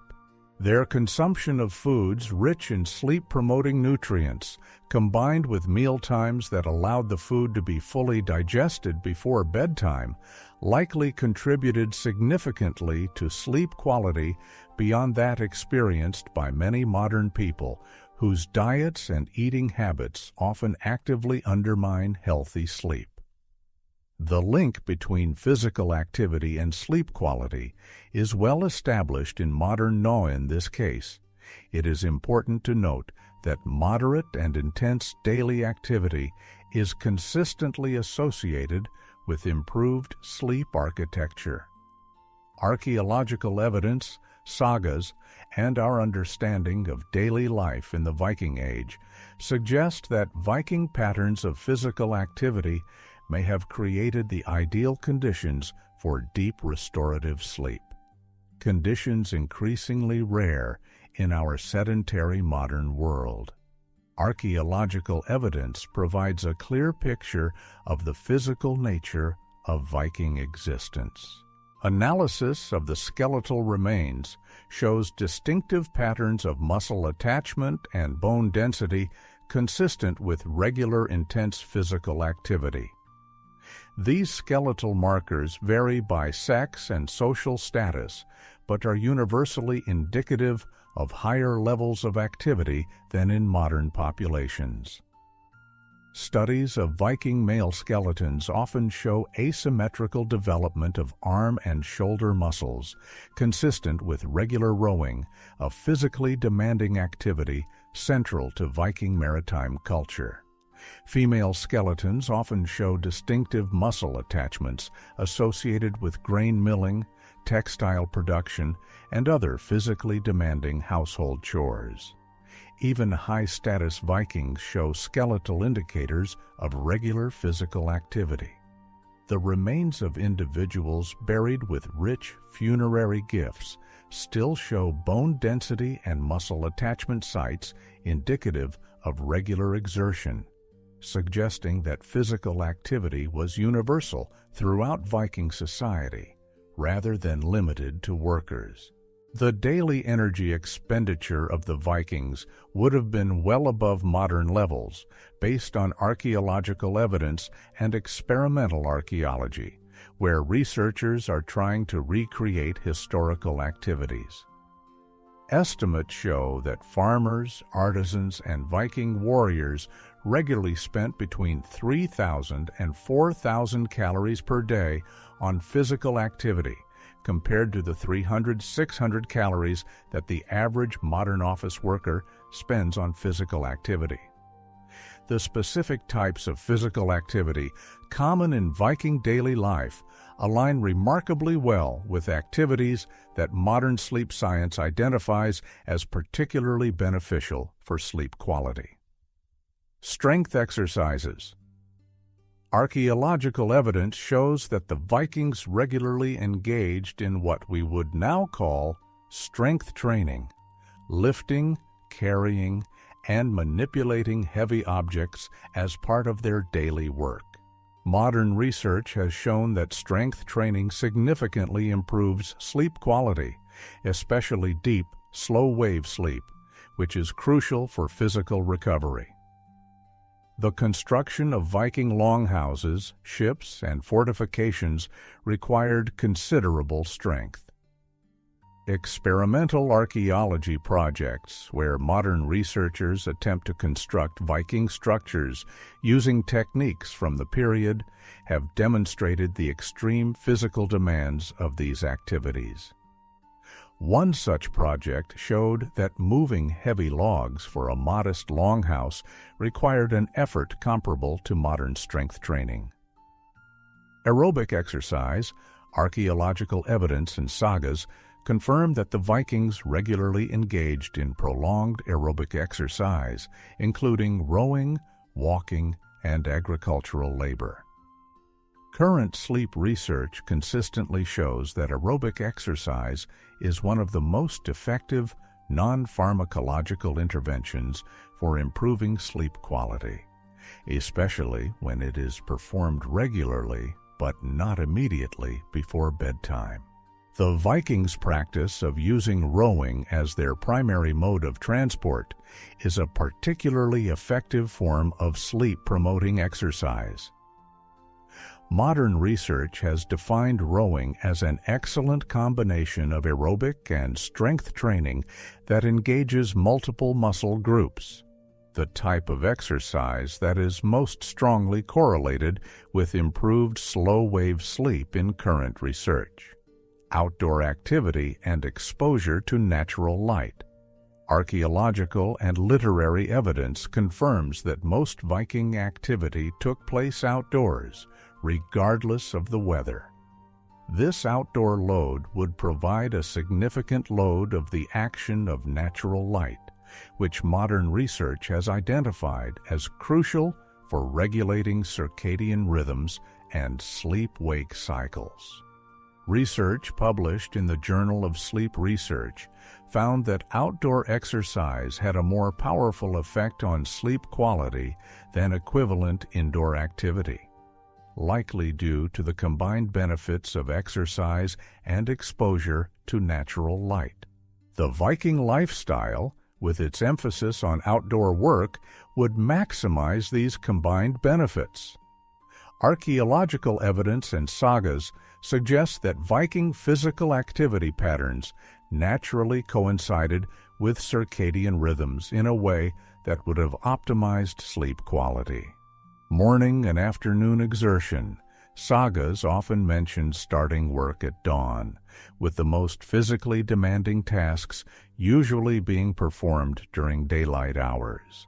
Modern sleep research has shown that morning and afternoon exercise are most effective at improving sleep quality, while intense evening activity can delay the onset of sleep. Seasonal adaptation. Archaeological evidence suggests that work patterns changed with the seasons, with more intense physical activity during prolonged daylight in the summer, and reduced, though still significant, exertion in the winter months. This natural seasonal variation would help maintain a consistent sleep quality despite the abrupt seasonal changes in daylight in northern latitudes. Gradual decrease in activity in the evening. Saga literature suggests that evening activities typically included less physically demanding tasks, such as storytelling, crafts, and cooking. This natural reduction in physical activity in the hours before bed fits perfectly with modern recommendations for optimizing the onset of sleep. Consider Gunnar, a shipbuilder from coastal Norway. Archaeological evidence from similar contexts suggests that his typical day would have involved intense physical labor from dawn until late in the afternoon, rowing for materials, lifting and processing heavy logs, and working with hand tools. As the evening approached, his activities would naturally move on to less demanding tasks, such as fine carving or planning work for the next day. This pattern, intense exercise during daylight hours, followed by a gradual decrease in activity before bed, creates the ideal conditions for deep restorative sleep, according to current research. Although the Vikings engaged in significant daily physical activity, archaeological and literary evidence suggests that they also recognized the importance of rest and recovery, creating a balanced approach to exercise that would support optimal sleep. Seasonal rest periods. Saga literature mentions the Yule period during the darkest winter months, when physical labor was reduced and rest was emphasized. Modern research has shown that periodic fasting phases are crucial for preventing sleep disorders associated with overtraining. Bathing and restoration practices. Archaeological evidence, including the remains of baths in several Viking settlements, supports the importance of bathing in Scandinavian culture. The sagas mention hot baths as a recovery technique, especially after travel or physical exertion. Modern research has identified a warm bath, especially 1 to 2 hours before bedtime, as an effective way to improve sleep quality by facilitating the natural drop in body temperature that signals the body to sleep. Awareness of fatigue. Saga literature suggests a cultural awareness of the importance of adequate rest. The speeches of the High One advises moderation in all things, including work, and contains wisdom that can be interpreted as an acknowledgement of the importance of sufficient recovery. Cattle die, relatives die. Every man is mortal. But the good name never dies in the one who has done well. This assumes a long-term perspective that would maintain sustainable working patterns rather than constant exhaustion.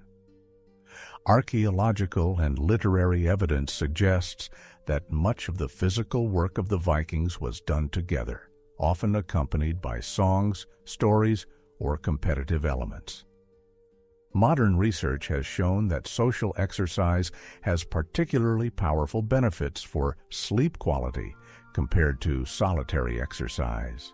Research published in Sleep Medicine Reviews found that the combination of social interaction and physical activity creates a particularly effective incentive to improve sleep quality, likely due to the combined effect of physical fatigue and positive social interaction. The communal nature of Viking work, from rowing ships to erecting buildings, would have maximized these combined benefits. The Viking pattern, which consists of significant daily physical activity performed mainly during daylight hours, is a stark contrast to modern habits. Today, many people engage in minimal physical activity during the day, exercise intensely in the evening, if at all, engage in physical activity indoors with artificial and experience slight seasonal fluctuations in activity levels. Each of these modern patterns represents a departure from the activity patterns that maintain the quality of Viking sleep. The shift from constant daily exercise to a sedentary lifestyle, interrupted by occasional intense exercise, represents one of the most significant changes in human sleep hygiene over the past millennium. Modern research shows that the Viking pattern, consisting of constant, significant daily physical activity performed mainly during daylight hours, creates ideal conditions for deep restorative sleep, especially for the crucial phases of slow-wave sleep during which physical recovery occurs. An important difference between Viking fatigue patterns and modern ones is the balance between physical and mental exhaustion. Archaeological and literary evidence suggests that the daily life of the Vikings involved considerable physical exertion, but relatively limited cognitive stress compared to today's information-rich environments. Modern sleep research has shown that physical fatigue generally improves sleep quality, while mental, cognitive fatigue and stress often undermine it. The Vikings' balance between high physical demands and low cognitive stress represents a particularly sleep-friendly combination, according to modern sleep science.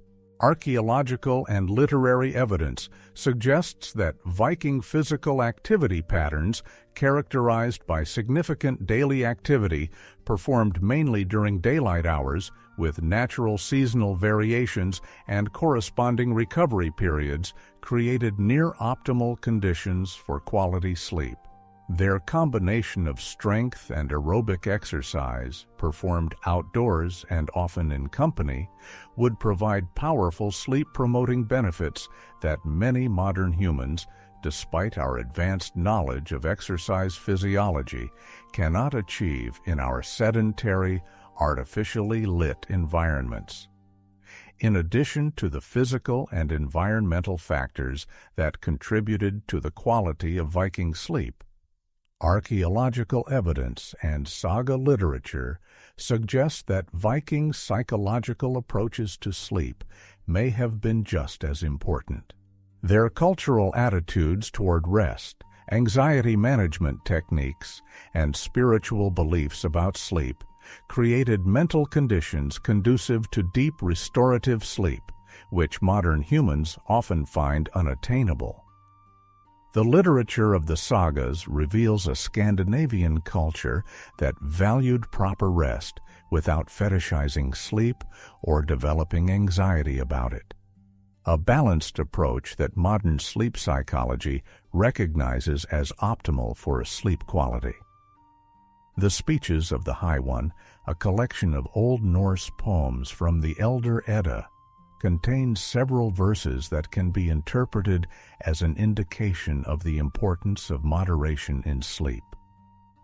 A man should not sleep all morning long. He who covets wealth is often devoid of wisdom. This speaks to the cultural value of a meaningful uplift. At the same time, other verses warn against excessive vigilance and anxiety. A foolish man watches all night and thinks things over. When morning comes, he is weary in spirit and still as burdensome as ever. These complementary perspectives suggest a balanced approach that valued adequate sleep without overly worrying about it. Exactly the kind of attitude that modern sleep psychologists recommend for optimal sleep quality. The Scandinavian cultural approach seems to have viewed sleep as a natural, necessary part of life, rather than a luxury to be minimized or a problem to be addressed. This balanced attitude stands in stark contrast to both medieval Christian ascetic traditions, which sometimes viewed sleep reduction as a spiritual virtue, and our modern, productivity-obsessed culture, which often views sleep as an inefficiency to be minimized. The Viking approach, which values adequate rest while maintaining a clear goal, represents the psychological middle path that modern sleep psychology recognizes as most conducive to healthy sleep. Archaeological evidence and sagas confirm the importance of evening storytelling in Scandinavian culture. Physical evidence includes the arrangement of seating around central hearths in longhouses, creating natural spaces for storytelling, while literary evidence includes numerous references to evening sagas, telling as a common activity. Modern sleep psychology has identified the importance of cognitive decompression before bedtime. Transient activities that help the mind move from active problem-solving to a relaxed state that promotes sleep. The Vikings' practice of evening storytelling served this function perfectly, providing entertainment and allowing listeners to mentally detach from the day's worries. Research published in Sleep Medicine found that pre-sleep activities involving passive engagement, such as listening to stories, improved falling asleep and sleep quality compared to problem-solving or exposure to interactive media. The tradition of oral storytelling in the evening hours among the Vikings represents the ideal pre-sleep cognitive activity, according to modern sleep science. Consider Astrid, a woman from a manor house near present-day Uppsala, Sweden. Archaeological evidence from such homes suggests that after an evening meal, her family would gather around the hearth, where an elder could tell ancestral tales or mythological stories. This passive listening experience would allow her mind to gradually transition from the active daytime worries to a more receptive, relaxed state ideal for falling asleep, all without the exposure to blue light or interactive stimulation that disrupts sleep in modern evening entertainment.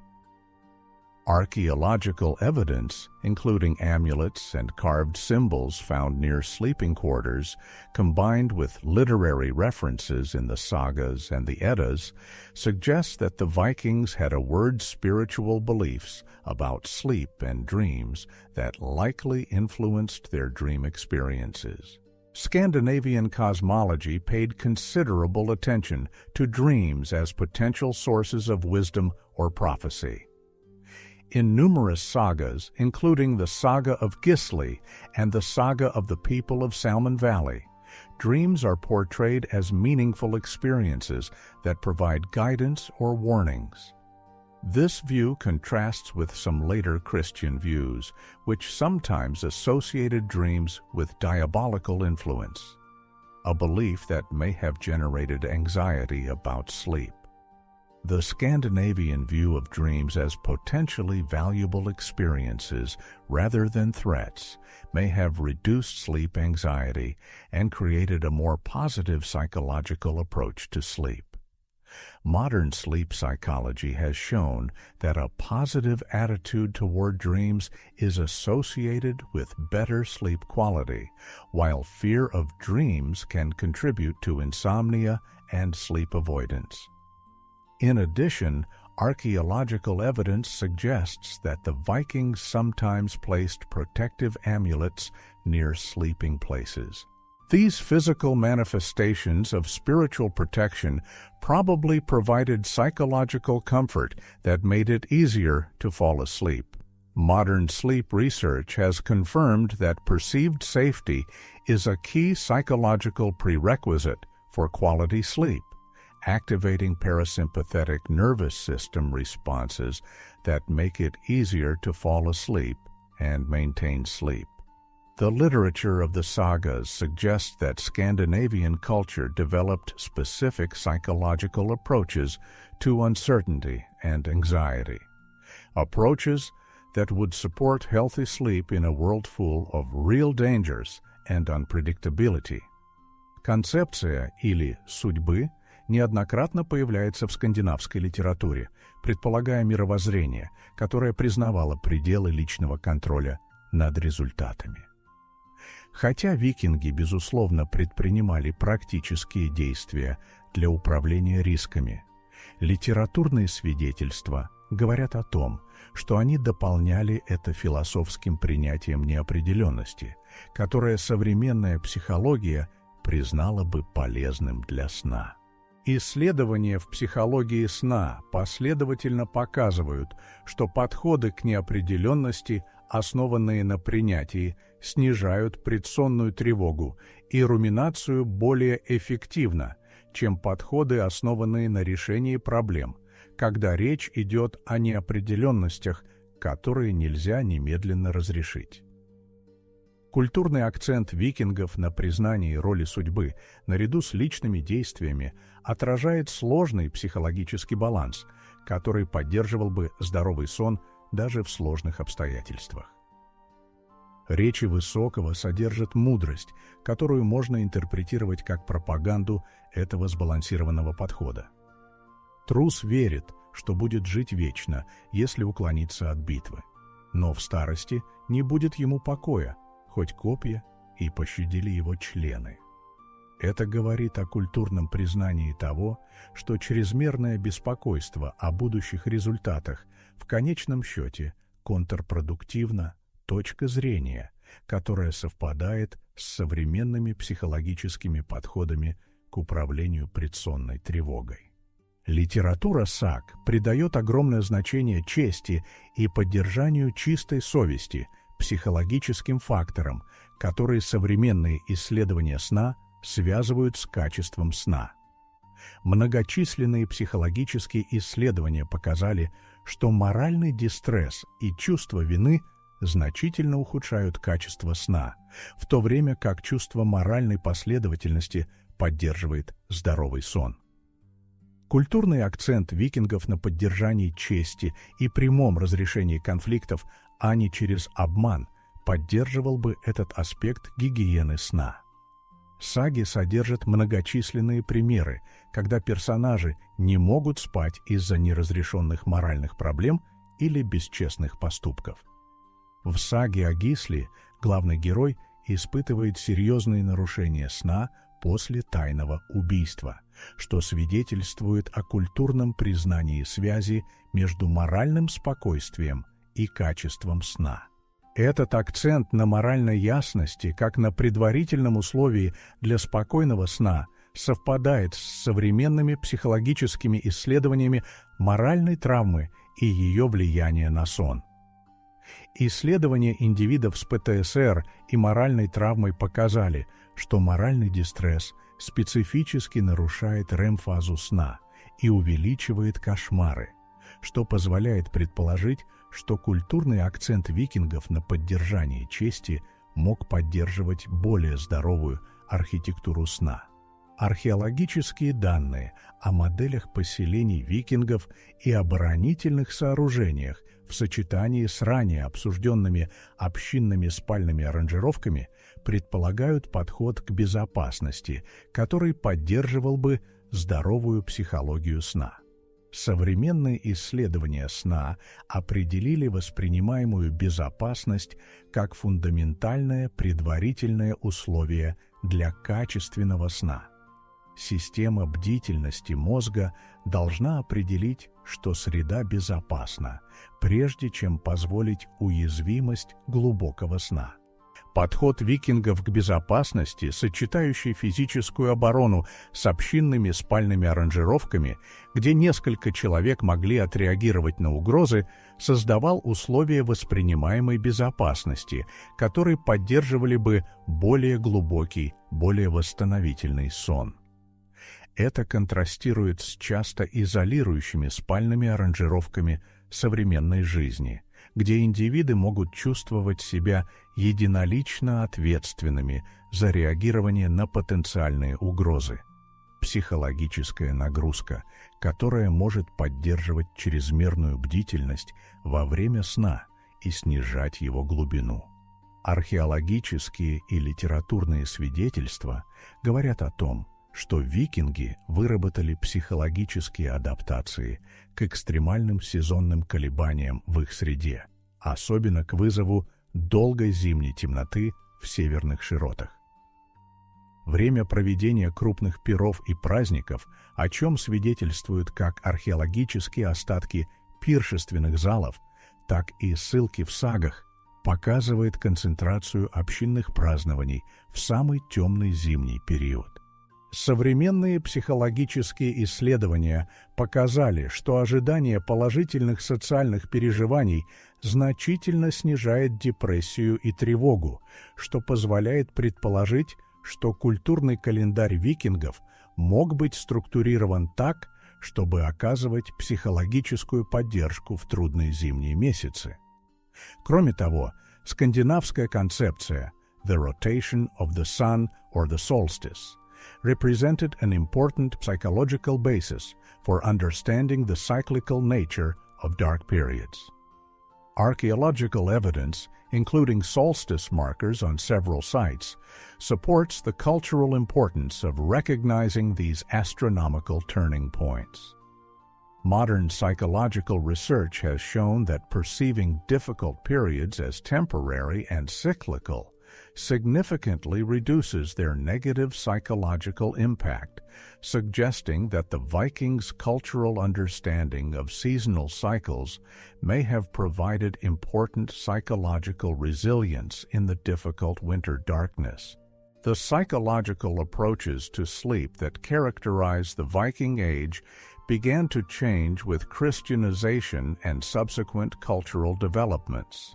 Introduction of such concepts as spiritual laziness and religious practices involving intentional sleep disturbance, such as the monastic practice of night prayers, represented a significant departure from the more balanced Scandinavian approach to sleep. By the late Middle Ages, new anxieties about sleep had emerged in European culture, including fears of spiritual dangers during sleep and increased moral control over dreams.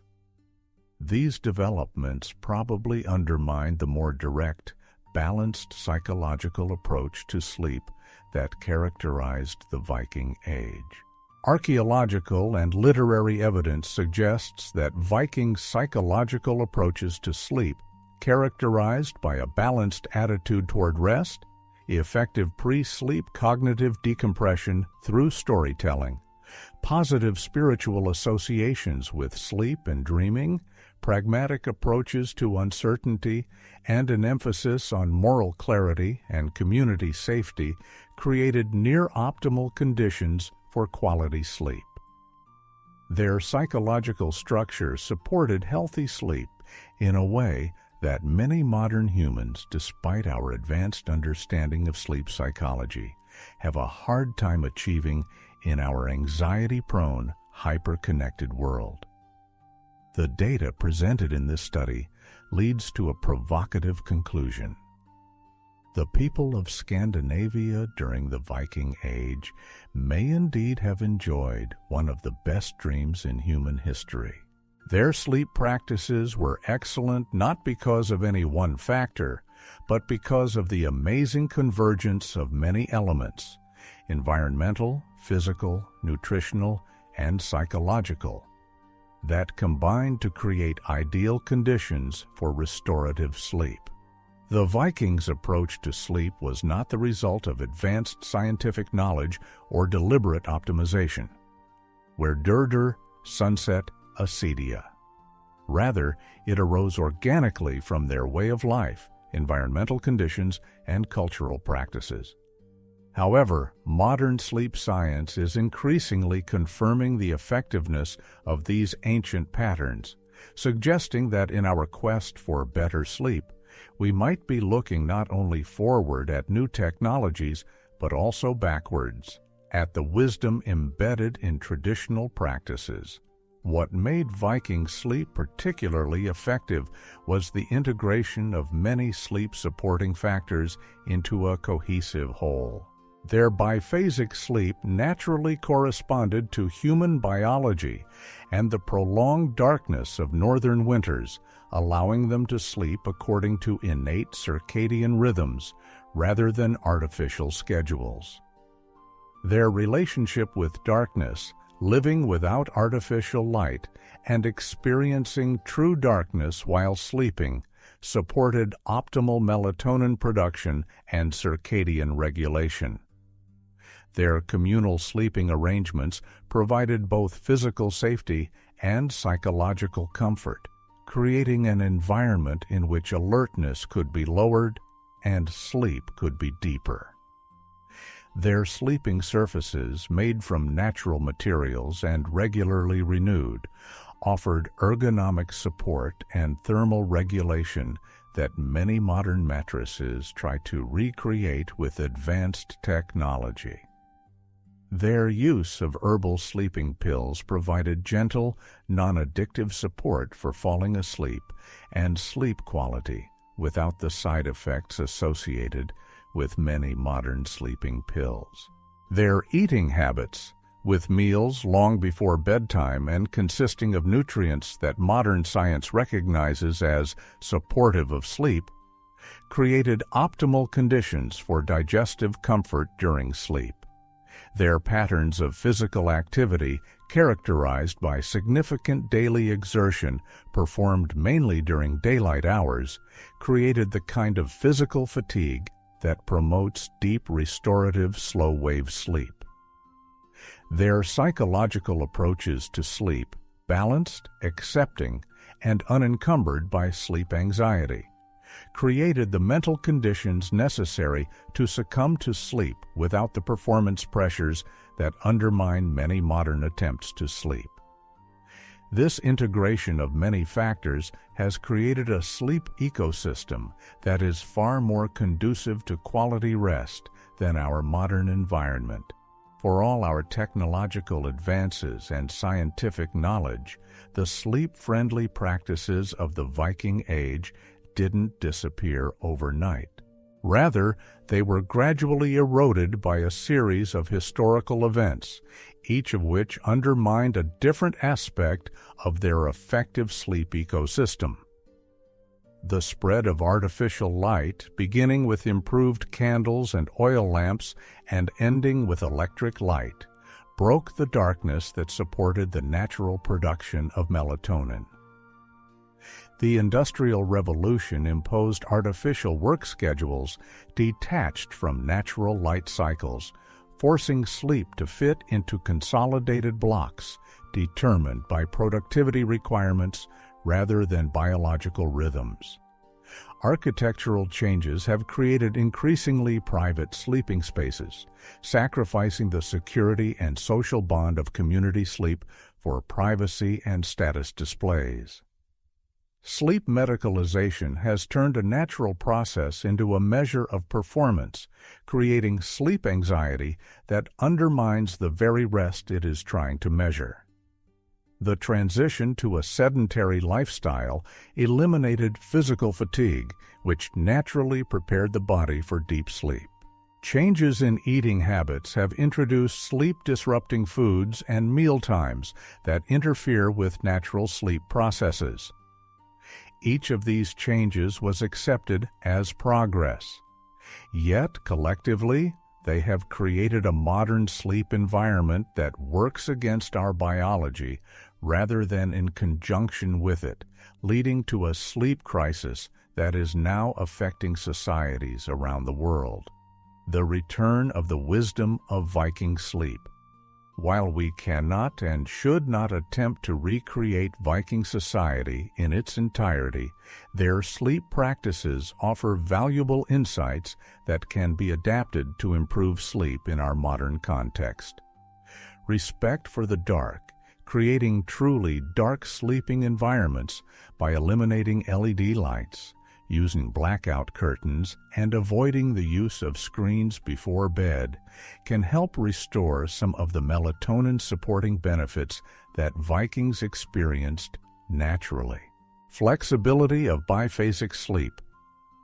Recognizing that an 8-hour consolidated sleep block is a modern convention rather than a biological necessity can reduce sleep anxiety and open up opportunities for more flexible, individually tailored sleep patterns.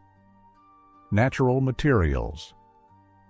Choosing bedding made from wool, cotton, and other natural fibers can help recreate some of the thermoregulatory benefits of traditional Viking bedding. Mealtimes. Taking an earlier mealtime and allowing a few hours for digestion before bed can recreate one of the most beneficial aspects of Viking sleep hygiene. Consistent physical activity. Incorporating regular physical activity throughout the day, especially outdoors in natural light, can help create the kind of physical fatigue that promotes deep sleep. Herbal support.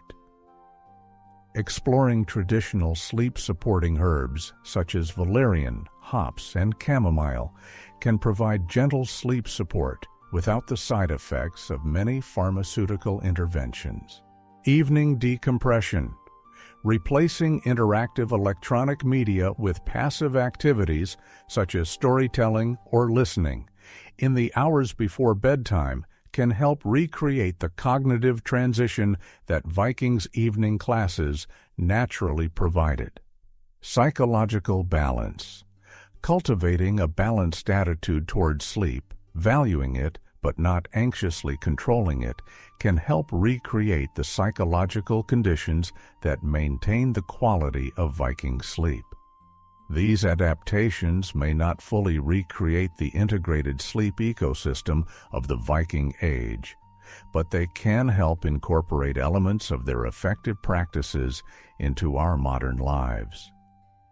Perhaps the most important lesson from Viking sleep practices is what might be called the Viking sleep paradox. Those who were least concerned about optimizing their sleep were able to achieve the best sleep in history. Their sleep quality did not arise from deliberate optimization, but as a natural consequence of a lifestyle that was consistent with human biology and environmental conditions. This is in stark contrast to our current approach, where sleep is increasingly seen as a performance metric to be optimized through technology, supplementation, and close monitoring. Evidence suggests that this disturbing focus on optimizing sleep may actually be undermining the very rest it is trying to improve.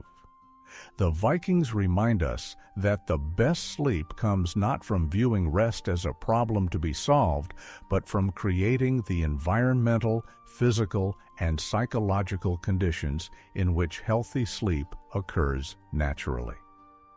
Their approach, living in harmony with natural cycles, staying physically active, eating right, and eating a balanced attitude toward sleep, created an environment in which good sleep was the default norm, not an achievement. In our quest for better sleep is perhaps the most valuable lesson from the Viking Age. It's not any particular technique or practice, it's a fundamental change of perspective. Instead of trying to optimize sleep directly, we could focus on creating conditions in which healthy sleep patterns arise naturally from our daily lives. The people of Scandinavia during the Viking Age probably had one of the best dreams in human history. Not because they knew more about sleep than we do, but because they lived in a way that naturally supported the sleep processes that our bodies require by evolution. By understanding their practices and the principles behind them, we can work to reclaim some of this lost wisdom of sleep and apply it to our modern context, not by becoming Vikings, but by acknowledging the eternal human needs that their way of life inadvertently met. As we deal with our modern sleep problems, the people of the North thousands of years ago offer us not just historical curiosity, but practical wisdom. The best sleep comes not from conquering rest through willpower and technology, but from creating an environment in which healthy sleep thrives naturally. In this, as in their legendary voyages, the Vikings charted a course that would be wise for us to follow.